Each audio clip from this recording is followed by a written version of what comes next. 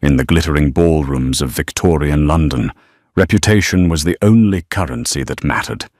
You could have a heart of gold, but if your silk was faded, you were invisible. Or worse, you were a joke. Elara Vance walked into the season's biggest gala not to find a husband, but to save her family from ruin. She wore a dress stitched together from memories and desperation. They pointed, they whispered, they laughed, they thought they had broken her. But they didn't know that the coldest, most powerful man in England was watching from the shadows. And what he did next didn't just silence the room, it changed history. This is the story of the girl in the grey silk and the Duke of Ice. The invitation felt heavy in Elara Vance's pocket, like a stone meant to drag her to the bottom of a river. It was the winter of 1884, and the wind outside Wolverton House was biting, whipping the rain against the carriage windows. But for Elara, the cold inside was far worse. She didn't have a carriage. She had walked 3 blocks from where the hackney cab had dropped her off, trying to shield her hair from the drizzle with a thin shawl. She stood at the precipice of the grand entrance. Inside, the sound of a string quartet spilled out, mixed with the high-pitched laughter of London's elite. "Name?" the doorman asked, his nose wrinkling slightly as he looked her up and down. "Miss Elara Vance," she said, lifting her chin. Her voice didn't shake, though her hands were trembling inside her gloves that she had darned herself just that morning. The doorman scanned the list. "Vance. Vance. Ah, the late Baron's daughter." He said it with a tone that suggested she was a ghost. In a way she was. Since her father's gambling debts had come to light after his suicide, the Vance name had been scrubbed from polite society. They had lost the estate, the servants, and the status. All Elara had left was a crumbling cottage in the countryside, and a younger sister, sickly and needing medicine they couldn't afford. That was why she was here. She wasn't here to dance. She was here to corner her godfather, Lord Helsing, and beg for the loan he had promised her father years ago. Elara stepped into the ballroom. The heat hit her first, the smell of beeswax, roasting duck, and expensive French perfume. Hundreds of crystals on the chandeliers glared down like judging eyes. She tried to stick to the shadows, hugging the wall near the potted palms. But in a room designed for peacocks, a sparrow stands out. Her dress was a pale, dove-grey silk. 5 years ago, it had been the height of fashion, worn by her mother. Now, the hem was frayed. The lace at the collar was yellowed with age. And worse, in the harsh gaslight, the fabric looked thin, almost transparent in places where it had been worn down. Compared to the vibrant crimsons, royal blues, and emerald greens of the other debutantes, Elara looked like a spectre of poverty. "Oh, look," a voice cut through the music. It was sharp, loud, and familiar. Elara froze. She knew that voice. Lady Cressida Sterling, the daughter of the Marquess, and the woman who had once been Elara's childhood friend, until the money ran out. Cressida stood in the center of a circle of admirers, fanning herself with ivory feathers. She wore a gown of crushed velvet in a deep burgundy, adorned with real pearls. Her eyes locked onto Elara, and a cruel smile curled her lips. "I didn't know we were allowing the help to attend the ball," Cressida announced, loud enough for the nearby groups to hear. The chatter died down. Heads turned. Elara kept walking, eyes fixed on the far door where she had seen Lord Helsing. Just ignore her. Get the money. Save Clara. Leave. "Elara, darling," Cressida called out, stepping into her path. "You are brave, I'll give you that. Wearing that." She reached out and flicked the fabric of Elara's sleeve. "Is this a curtain? Or did you skin a very old, very sick mouse?" A ripple of laughter went through the crowd. Men chuckled behind their hands. Women hid their smirks behind fans. "Let me pass, Cressida," Elara said quietly. "I'm just trying to help," Cressida cooed, her voice dripping with poison. "You've clearly fallen on hard times. Perhaps we should take up a collection, a sovereign for the beggar girl." "I am not a beggar," Elara said, her voice rising. "I am a Vance." "You're a Vance with holes in her shoes," Cressida hissed, dropping the facade. Then, with a calculated clumsiness, Cressida turned, tripping slightly. The crystal goblet of red wine in her hand tipped forward. It wasn't an accident. It was an execution. The dark red liquid splashed across the front of Elara's grey dress. It looked like a wound. It soaked into the old, thin silk instantly, spreading across her chest and stomach.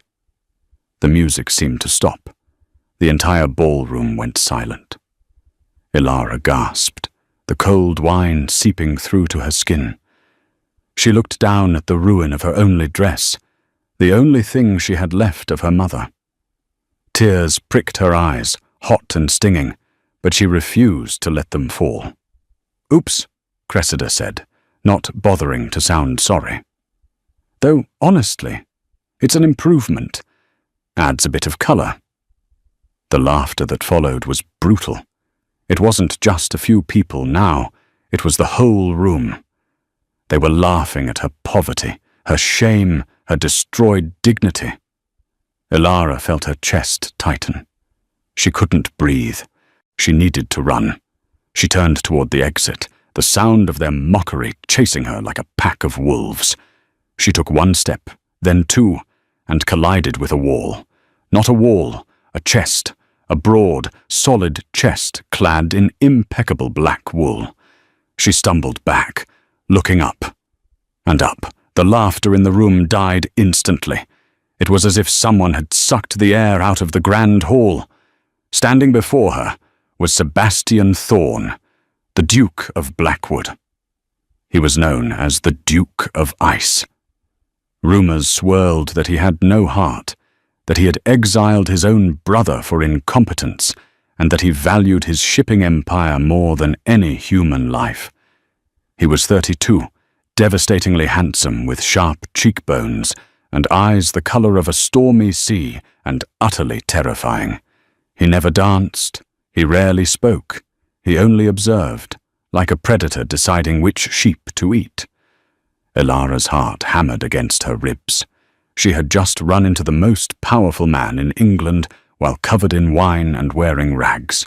"Your Grace," she whispered, curtsying low, hoping the floor would simply open up and swallow her whole. "Forgive me. I was leaving." She tried to sidestep him. He moved, just a fraction of an inch, but it blocked her path completely. The silence in the room was deafening. Lady Cressida, who had been smirking moments ago, now looked pale. No one breathed. They waited for the Duke to humiliate the girl, to call the guards to remove the stain from his presence. Sebastian looked down at her. His gaze didn't travel to the wine stain. It didn't mock the frayed hems of her dress. His grey eyes locked onto hers with an intensity that made her knees weak. He looked furious, but not at her. "Leaving?" His voice was a low baritone that vibrated through the floorboards. "But the waltz is just beginning." Elara blinked, confused. "Your Grace?" Sebastian turned his head slowly, his gaze sweeping over the crowd. Every person he looked at flinched. He looked at Cressida last. The cruel debutante shrank back, her fan trembling in her hand. The Duke's look was a silent promise of retribution. He turned back to Elara. He didn't smile. He wasn't a man who smiled, but the hardness in his eyes softened, just a fraction. Slowly, deliberately, he raised his hand. He wore white gloves, pristine and spotless. He extended his hand toward her, palm up. "Miss Vance," he said, loud enough for every soul in the room to hear. "I believe this is my dance." A collective gasp tore through the room. The Duke of Blackwood was asking the girl in the ruined dress to dance. It was social suicide. It was insanity. I cannot, Ilara stammered, conscious of the red wine soaking her bodice. Look at me, Your Grace. I am a mess. I see no mess, Sebastian said calmly. I see the only woman in this room with a spine. He stepped closer, invading her personal space, shielding her from the prying eyes of the crowd. Take my hand, Ilara, he murmured, his voice dropping to a whisper only she could hear. Take my hand, and silence them all. Ilara looked at his hand. Then she looked at Cressida's shocked face.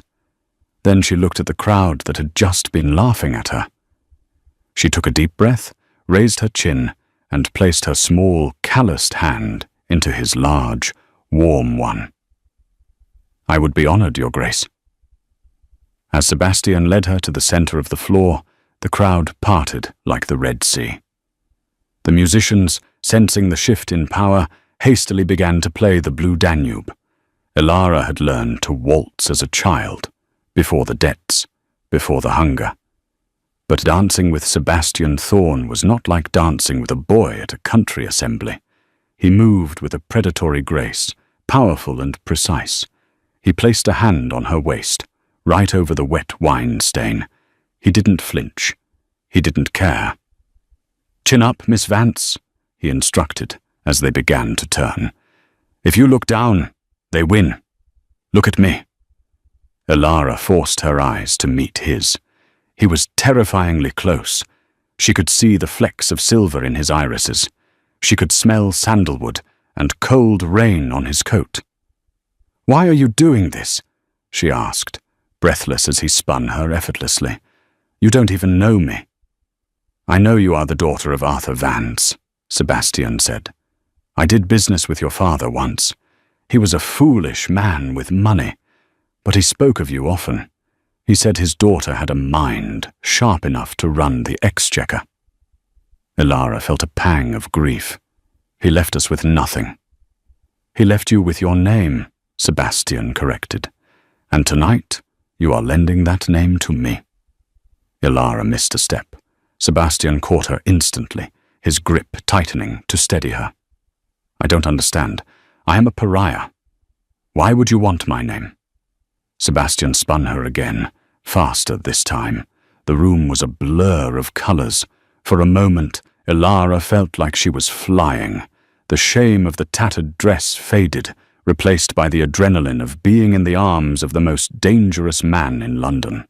Because, Miss Vance, Sebastian said, his voice dropping to a conspiratorial growl, look around you.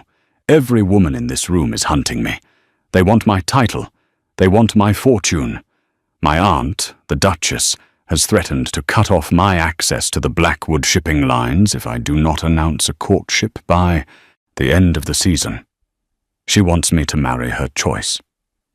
He nodded subtly toward the side of the room. Ilara followed his gaze and saw Lady Cressida's father, the Marquess, speaking intensely with an older woman who looked like a hawk in a wig. Cressida, Ilara realized with horror. They want you to marry Cressida? Precisely, Sebastian said, his lip curling in distaste. A merger of estates. I would rather marry a cobra. So, Ilara pieced it together, her mind racing. You are dancing with me to annoy them? I am dancing with you to cause a scandal, Sebastian corrected. If the Duke of Blackwood shows favor to a destitute girl with a ruined reputation, the Marquess will be insulted. He will withdraw his offer of Cressida's hand to save face, and I will be free. Ilara felt a sudden chill that had nothing to do with the wine. She wasn't a Cinderella. She was a pawn, a human shield. So I am a tool to you, she said, her voice stiffening. We are all tools in this world, Ilara, Sebastian said, his face unreadable. The question is, what do you get in return? He pulled her closer as the music swelled. I know why you are here. I saw you looking for Lord Helsing. You need money." "I have a sick sister," Ilara blurted out, the defensive wall crumbling. "She has scarlet fever. The doctor says she needs a sanitarium in the Swiss Alps, or she won't survive the winter. I need £200. £200 was a fortune. It was more than a labourer made in 10 years. Sebastian didn't blink. "I will give you 5,000. Ilara nearly stopped dancing. 5,000. £5,000. The deed to your father's old estate returned to you, and the best doctors in Europe for your sister." "And the price?" Ilara asked, her heart pounding so hard she thought it might burst. "You must continue this charade," Sebastian said calmly. "For the next 3 months, you will be my companion. You will attend every ball, every opera, every dinner on my arm. You will let the world think you have captured my cold heart. You will drive Cressida and her father mad with jealousy. And then? And then, when the season ends and my business dealings are secure, we will stage a quiet, amicable separation. You will be a wealthy woman with your reputation restored by my patronage, and I will remain a bachelor." The music was slowing down. The final crescendo was approaching. "It is a business transaction," Sebastian said, his eyes searching hers. "Nothing more. Do you accept?" Ilara looked over Sebastian's shoulder. She saw Cressida watching them, her face twisted in ugly rage. She thought of her sister, Clara, coughing in their draughty cottage, wrapped in thin blankets. She thought of the hunger in her belly. She looked back at the Duke. He was cold, calculating, and using her, but he was offering her a lifeline. "I accept," Ilara whispered. The music ended. Sebastian bowed low, holding her hand for a second longer than was proper. He brought her gloved knuckles to his lips. "Then smile, Miss Vance," he murmured against her skin. "The war has just begun." The ride away from the ball was silent. Sebastian's personal carriage was an interior of velvet and mahogany, warmer than Ilara's entire house. He sat opposite her, reading a ledger he had pulled from a compartment, seemingly unbothered by the life-altering pact they had just made. Ilara shivered, the damp wine on her dress turning icy against her skin. Without looking up from his papers, Sebastian unbuttoned his heavy wool overcoat. He tossed it across the carriage. It landed on her lap. "Put it on," he commanded. "If you die of pneumonia, my investment is wasted." Ilara hesitated, then pulled the coat around her. It was heavy, warm, and smelled of him. Cedar, tobacco, and power. "Thank you." "Do not thank me yet," he said, finally looking up. "Tomorrow the wolves will come for you. The gossip columns will tear you apart. They will dig up every mistake your father ever made. Are you strong enough for that?" "I have been poor for 5 years, Your Grace," Ilara said, her voice steady. "I have walked through mud while former friends splashed me with their carriages. I have learned that the opinions of sheep do not concern the shepherd." Sebastian's lips quirked. A microscopic smile. "Good answer, but you cannot fight them in that dress." The carriage slowed to a halt, but they weren't at her cottage. They were in Mayfair, outside a towering townhouse that looked like a fortress. "Where are we?" "My townhouse," Sebastian said, opening the door. "You cannot return to your cottage tonight. It is unsafe. The reporters will already be swarming there." "But my sister, I have already sent a physician and a nurse to your sister. They are transporting her to a private clinic in Dover as we speak. She is safe." Ilara stared at him. "You did that while we were dancing?" "I have efficient staff," he said simply.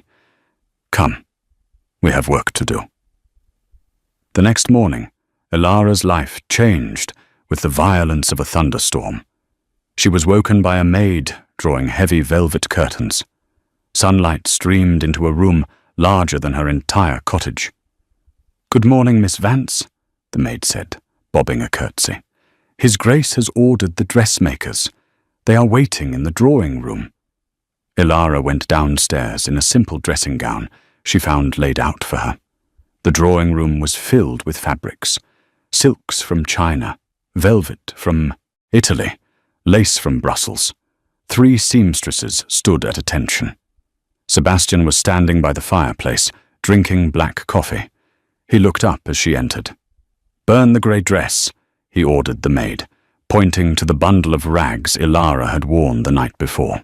"Wait," Ilara said. "My mother made that." "Your mother would not want you wearing a target," Sebastian said ruthlessly.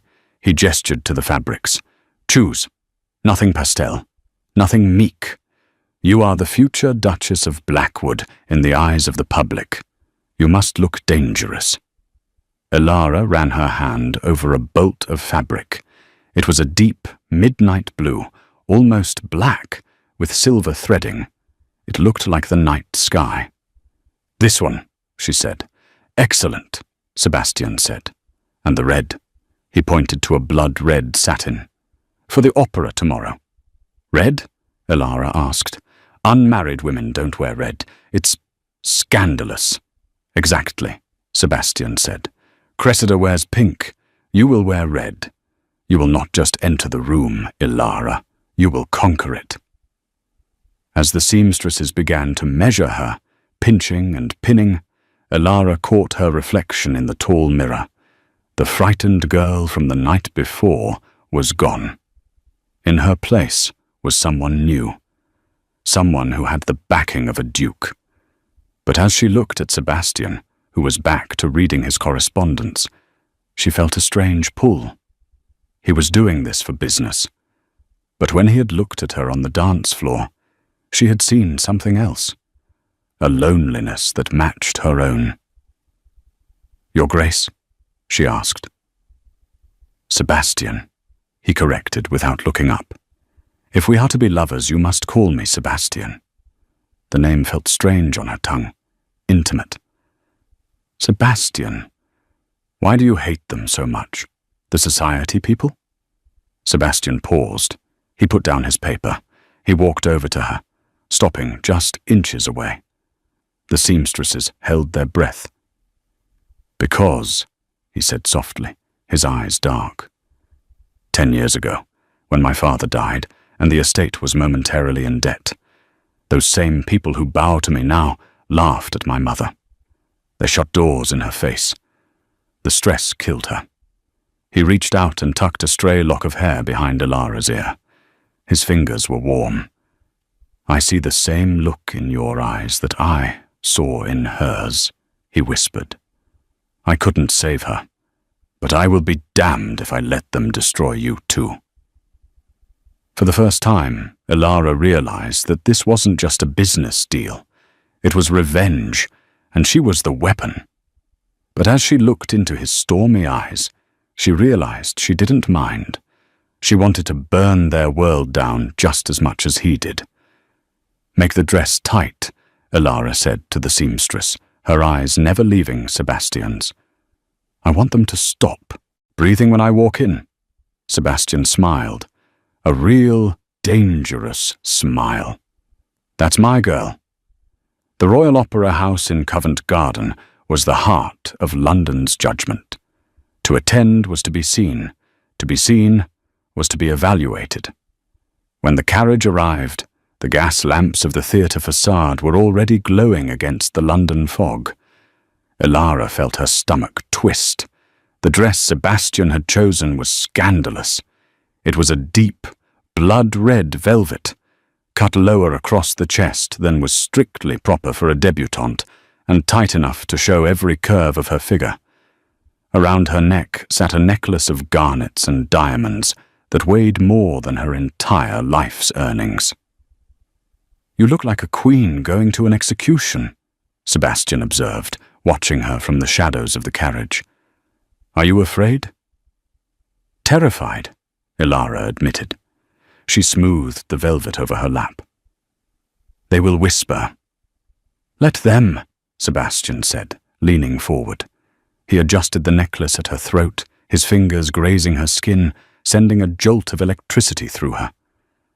Lions do not lose sleep over the opinions of sheep.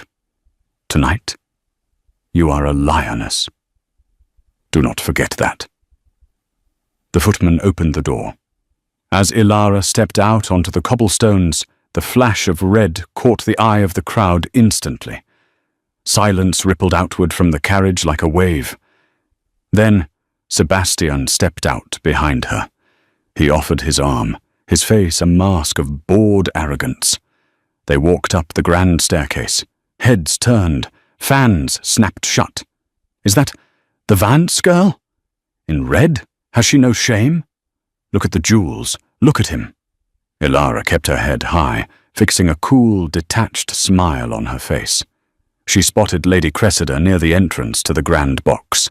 Cressida was wearing pale pink, innocent and cloying. When she saw Ilara, her mouth fell open. The contrast was brutal. Cressida looked like a child. Ilara looked like a force of nature. "Lady Cressida," Ilara said as they approached, her voice smooth. "A lovely shade of pink. It reminds me of spun sugar. Sweet, but perhaps a bit unsubstantial." Cressida sputtered, her face flushing a blotchy red. "Ilara, you dare show your face here? And in that color? You look like a—" "Careful, Lady Cressida," Sebastian's voice cut in, sharp as a razor. "You are speaking to my guest, and I find the color exquisite. It captures the spirit of the season, do you not think?" He didn't wait for an answer. He swept Ilara past the stunned Marquis and his daughter, leading her directly into the Duke's private box, the most prominent seat in the house. As they sat, Ilara felt the weight of 1,000 eyes on her back. "You are shaking," Sebastian murmured, leaning close to her ear under the pretense of pointing out the orchestra. "I have never insulted anyone like that before," Ilara whispered back. "My heart is racing."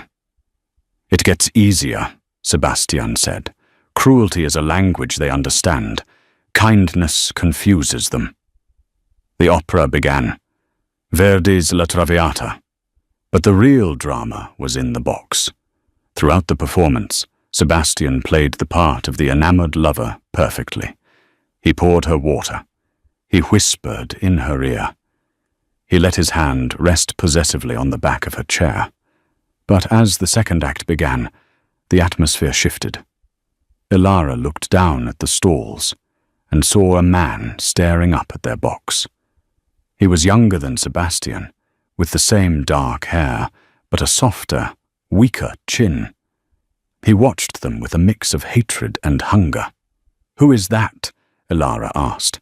Sebastian stiffened. "My brother, Julian. The one you exiled? The one who nearly bankrupted the estate gambling on horses and opium," Sebastian corrected coldly. "He's back, which means the sharks smell blood." During the intermission, the door to their box burst open. Julian Thorne didn't knock.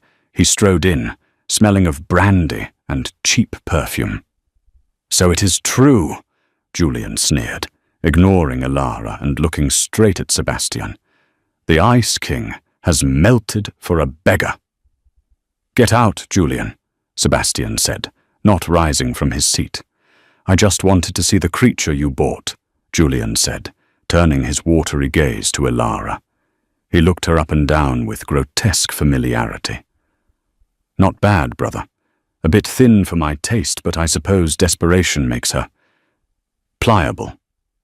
Ilara stood up. She didn't think. She reacted. She took the glass of champagne from the table and threw the contents directly into Julian's face. The liquid dripped off his nose. The box went silent.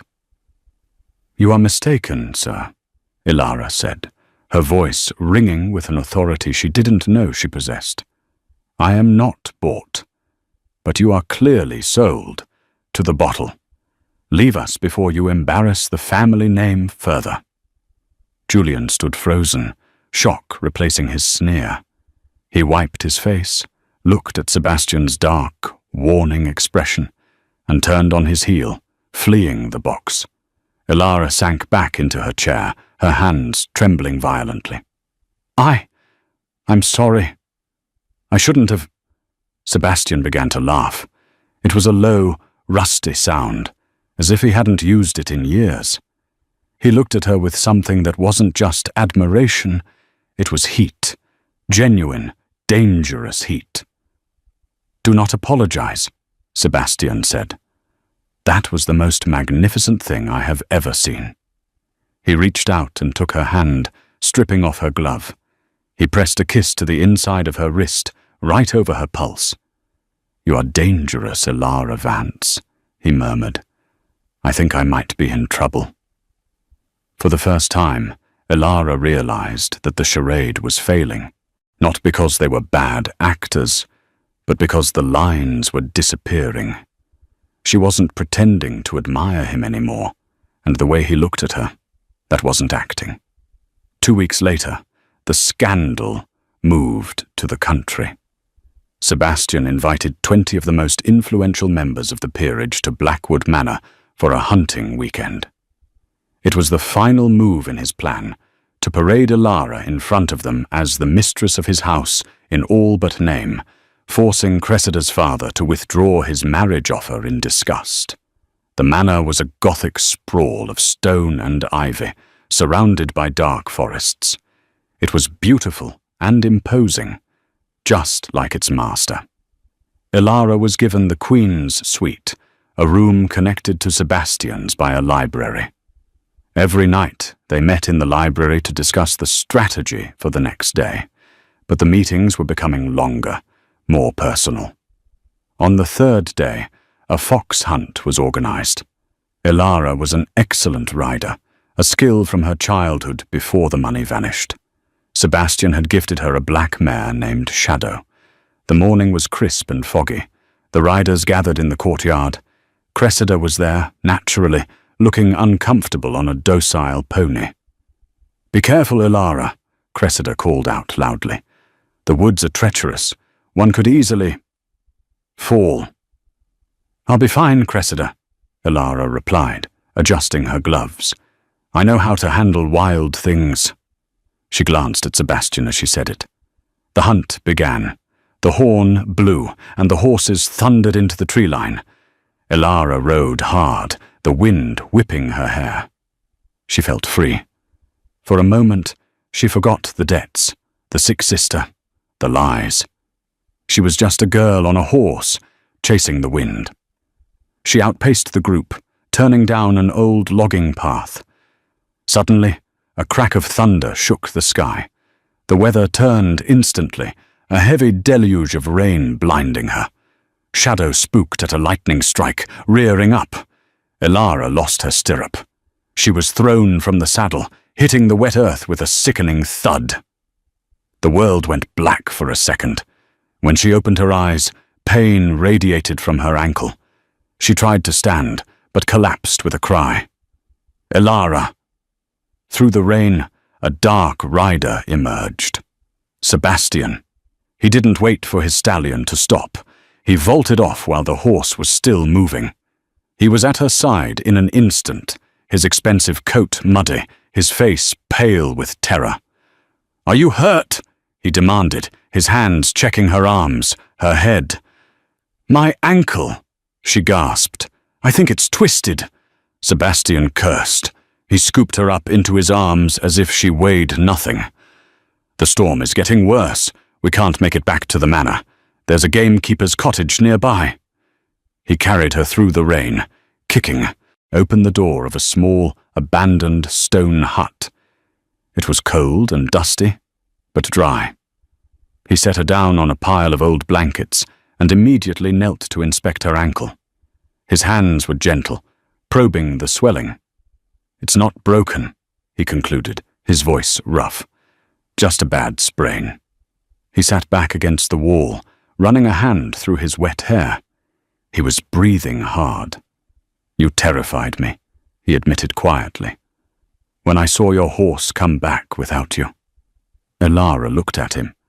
The Duke of Ice looked undone. Water dripped from his nose. His cravat was undone. "Why do you care?"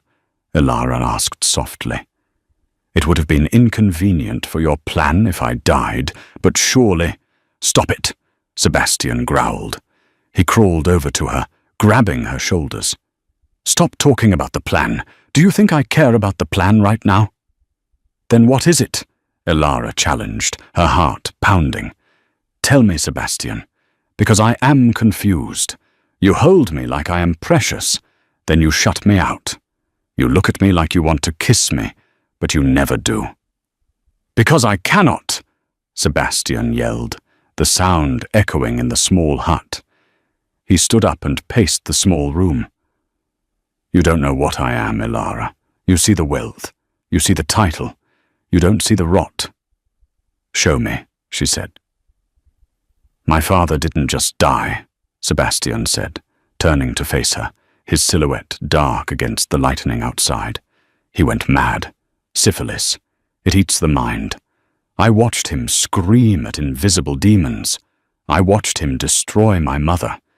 And my brother. Julian has the same weakness, the same addiction to ruin." He looked at his hands. "I am the only one holding the darkness back. I have to be cold. I have to be ruthless. If I let myself feel, if I let myself love, I will become them. I will destroy you." Elara forgot the pain in her ankle. She pulled herself up, hopping on one foot until she reached him. She grabbed his wet lapels. "You are not your father," she said fiercely. "You are the man who saved my dignity when no one else would. You are the man who saved my sister. You are not cold, Sebastian. You are just terrified." She reached up and touched his face. Sebastian closed his eyes, leaning into her touch. A shudder went through his massive frame. "Elara," he groaned. "I tried to protect you from me." "I don't want to be protected," she whispered. Sebastian's control snapped. He wrapped his arms around her waist and pulled her against him, burying his face in her neck. He kissed her, not gently, but with a desperate, starving hunger. Elara kissed him back, weaving her fingers into his wet hair. It was a kiss of surrender. In that cold, dusty hut, the contract burned away. This was real. They spent the night huddled together for warmth, talking until dawn. Sebastian told her about his dreams of traveling, of escaping the burden of the dukedom. Elara told him about her father, about the weight of poverty. By the time the sun rose, clearing the storm, everything had changed. They weren't partners anymore. They were in love. But as they rode back to the manor, sharing Sebastian's horse, Elara felt a knot of dread.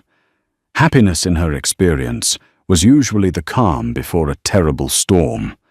The return to London was supposed to be a victory lap. Instead, it was an ambush. 3 days after the hunting trip, Elara was in the library of Sebastian's townhouse, reading a book. She felt lighter than she had in years. Sebastian was meeting with his solicitors, finalizing the trust fund for her sister. He had promised to take Elara to Paris in the spring. The doors opened. It wasn't Sebastian. It was 2 uniformed officers of Scotland Yard. Behind them stood Lady Cressida and Julian Thorne. "That's her," Cressida said, pointing a gloved finger at Elara. Her face was triumphant. "That is the thief." Elara stood up, the book falling from her hands. "What is the meaning of this?" "Miss Elara Vance," the officer said, stepping forward. "We have a warrant to search your belongings." "On what grounds?" "Theft," Julian said, stepping forward with an oily smile. "A very rare, very expensive diamond brooches belonging to my late mother. It went missing from the safe at Blackwood Manor. A safe only family, and the Duke's companions, had access to." "I didn't take anything," Elara cried. "We shall see," the officer said. "Search her room." "No," Ilara tried to block the door, but the officer pushed past her. They tore through the wardrobe Sebastian had bought her. They ripped open the velvet pillows. "Aha!" an officer shouted from the bedroom. He walked out, holding a small velvet pouch. He upended it onto the desk. A shimmering diamond brooch, shaped like a rose, tumbled out. Ilara stared at it, the blood draining from her face. "I have never seen that before. Someone put that there." She looked at Cressida. Cressida winked.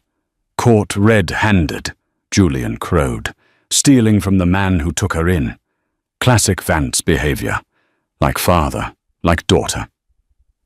"Sebastian will never believe this," Ilara said, her voice shaking. "He knows I am not a thief." "Does he?" Julian laughed. "My brother has a hard time trusting anyone, sweet Ilara, especially when the evidence is this concrete." Just then, the front door slammed downstairs. Heavy footsteps approached. "What is going on here?" Sebastian stood in the doorway. He looked from the police to Ilara, then to the diamond on the desk. His expression went blank. The warmth she had seen in the cottage vanished, replaced by the mask of the Duke of Ice. "Your Grace," the officer said respectfully. "We found the missing heirloom, hidden in Miss Vance's luggage." Sebastian walked over to the desk. He picked up the brooch. He looked at it for a long time. "Sebastian," Ilara pleaded, stepping toward him. "You know I didn't take it. You know me. Please." Sebastian looked at her. His eyes were unreadable, dead pools of grey. He knew Julian and Cressida had planted it.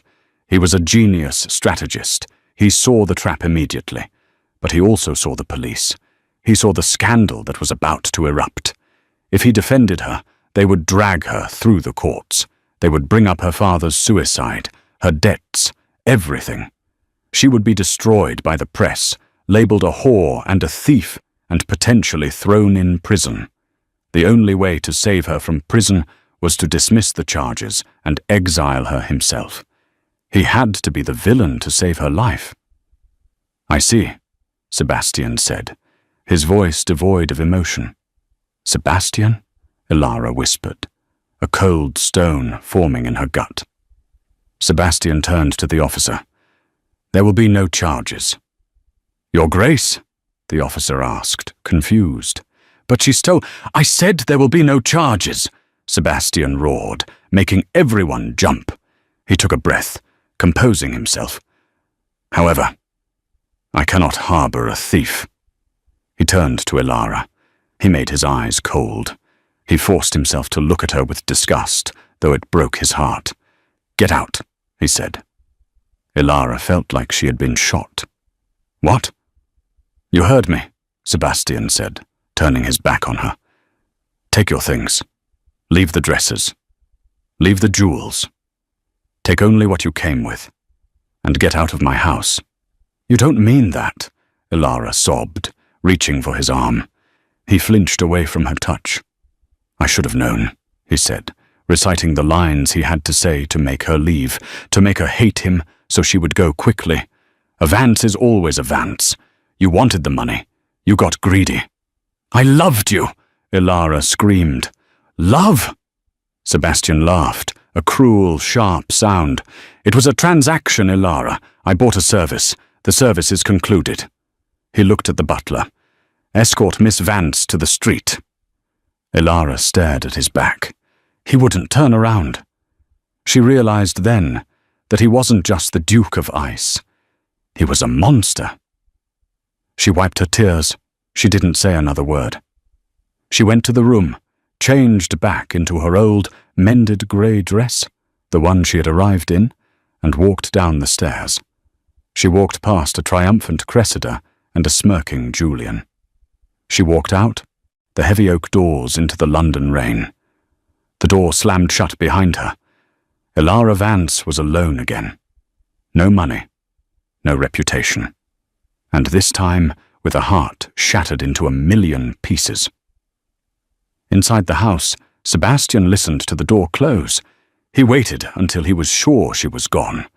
Then he turned to his brother and Cressida. "Get out," he said, his voice terrifyingly quiet. "Sebastian, we just saved you," Julian started. "Get out!"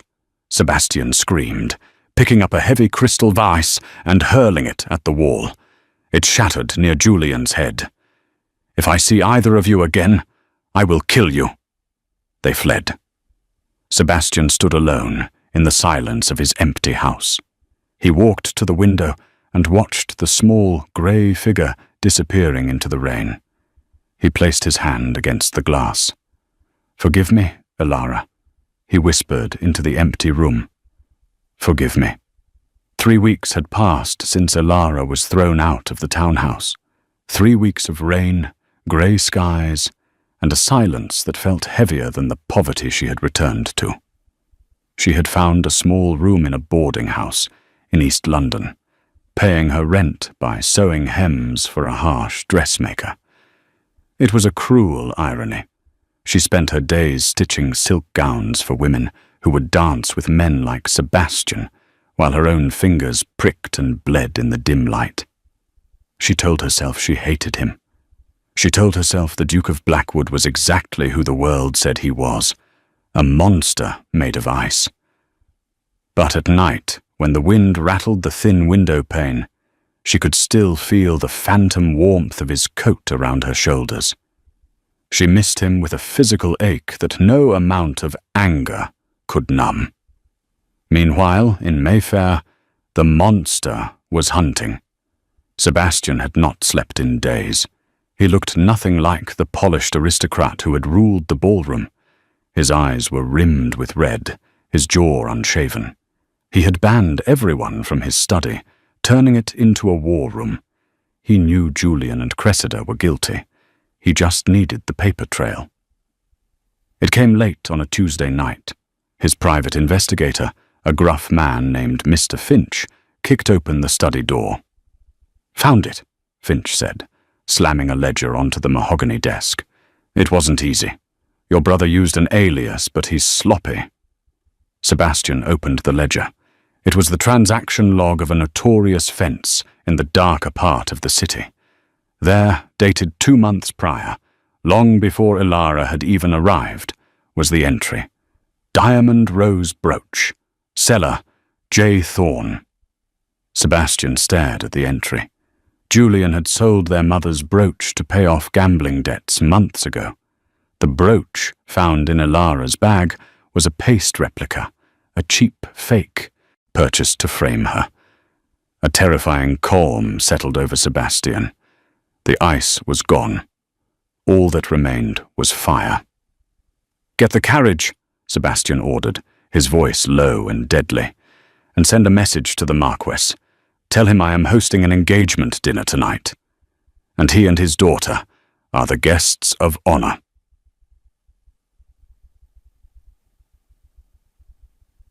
The dining room at Blackwood House was set for a celebration, but the air was thick with tension. Lady Cressida sat at Sebastian's right hand, preening in a pink satin gown. Her father, the Marquis, looked smug. Julian was drinking wine rapidly, his eyes darting around the room. "So," Cressida cooed, reaching for Sebastian's hand. He pulled it away before she could touch him. "We are finally to make it official? The bans will be read?" "We are here to settle accounts," Sebastian said. He signaled the butler. The doors opened. 2 police officers walked in. But they weren't looking at the servants. They were looking at the table. "What is the meaning of this?" The Marquis stood up, blustering. "Sit down," Sebastian commanded.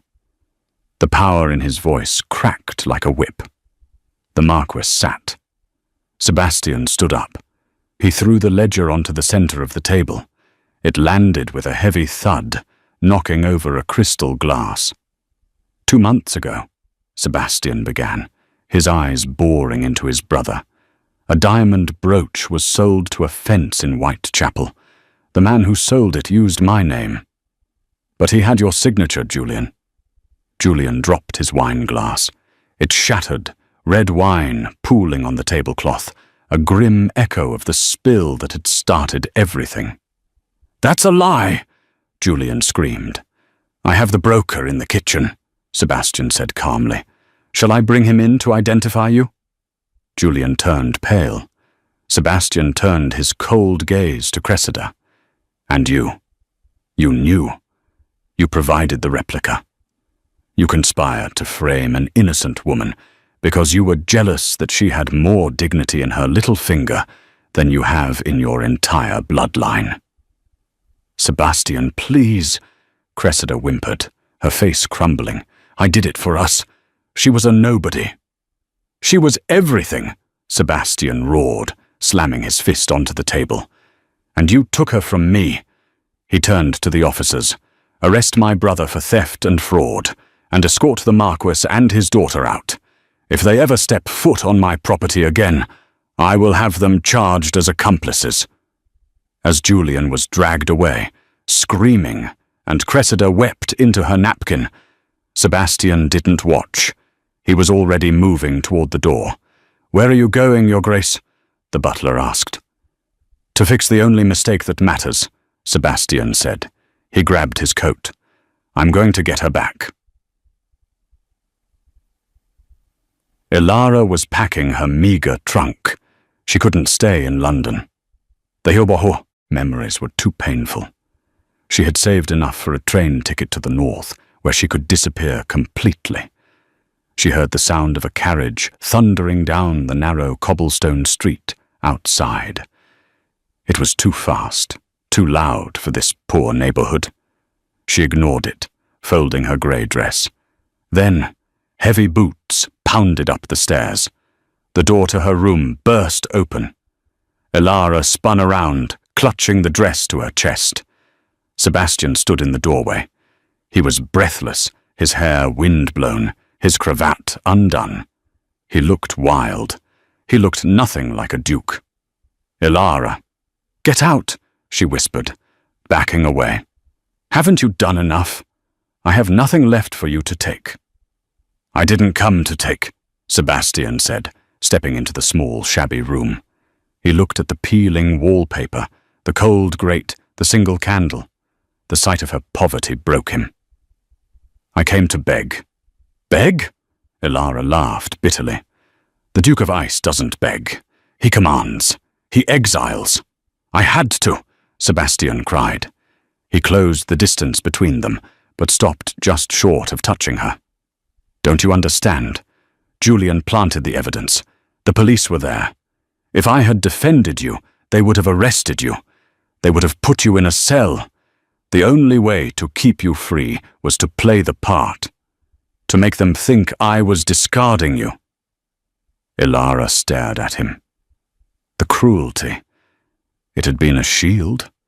"You broke my heart," she said, tears spilling over. "You looked at me with hate." "It was the hardest thing I have ever done." Sebastian's voice cracked. He dropped to his knees. Ilara gasped. The Duke of Blackwood, kneeling on the dirty floorboards of an East London boarding house. "I have destroyed them, Ilara," he said, looking up at her with wet eyes.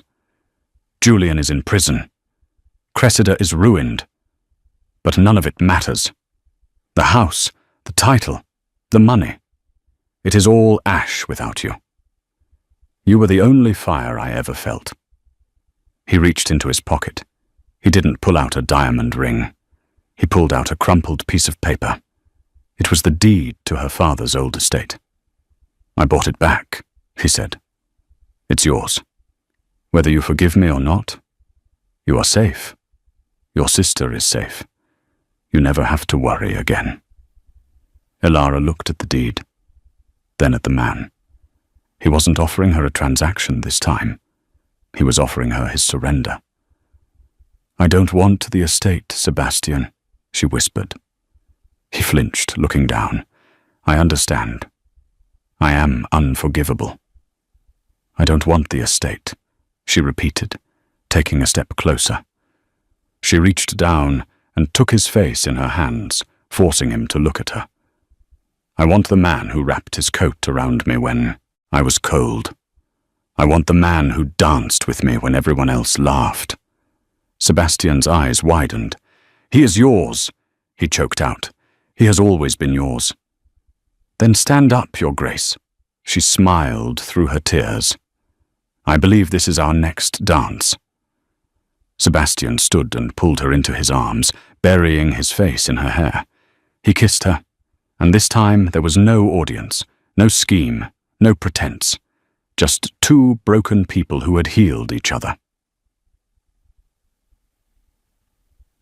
Epilogue.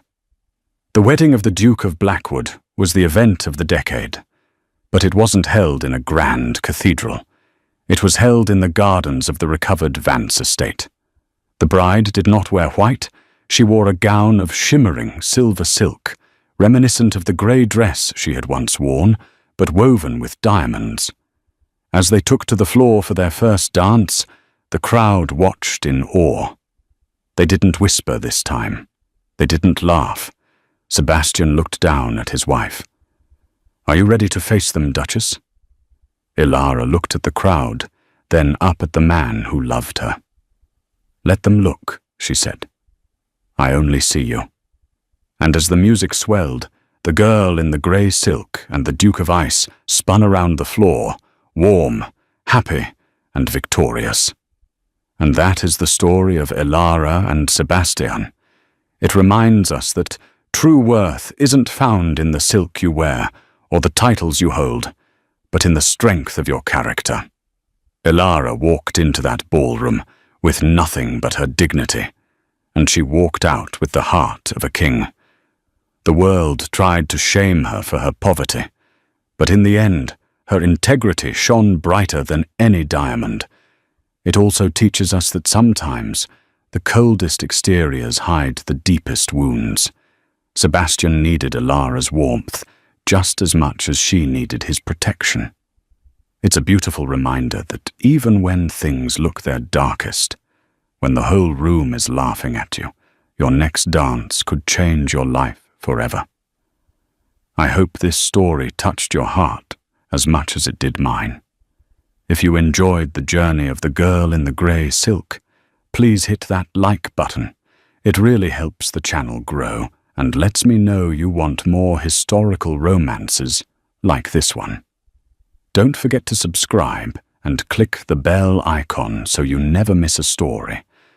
I have another tale of betrayal and redemption coming next week that will leave you speechless. What did you think of Sebastian's decision to exile Ilara to save her? Was he right, or was it too cruel? Let me know your thoughts in the comments below. Thank you for watching, and I'll see you in the next story.